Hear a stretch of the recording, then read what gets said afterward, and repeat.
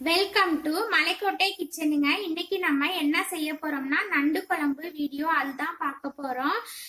நண்டை நல்லா க்ளீன் பண்ணி எடுத்துக்கலாம். எடுத்துட்டு மஞ்சத்தூள் உப்பு சேர்த்து நல்லா அலசி எடுத்துக்கலாங்க. இந்த மாதிரி காலெல்லாம் தனியா எடுத்துக்கலாம்.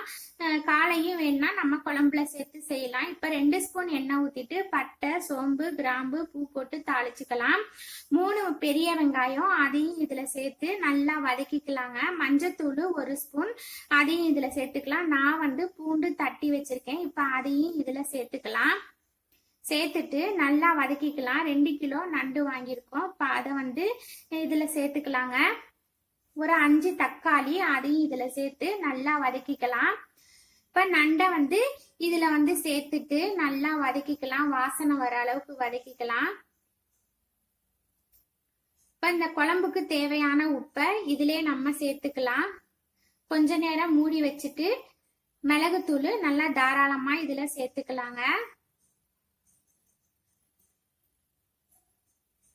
இப்ப கடையில வாங்கின மட்டன் மசாலா ஒரு பாக்கெட்டு அதை இதுல சேர்த்துக்கிட்டேன். தேங்காவோட சோம்பு சேர்த்து நல்லா அரைச்சிட்டு அதையும் இதுல சேர்த்து நல்லா வதக்கிக்கலாங்க. 2 எலும்பிச்சப்பழம் சைஸ்ல புளி கரைச்சி வச்சிருக்கேன். அதையும் நம்ம இதுல சேர்த்துக்கலாம்.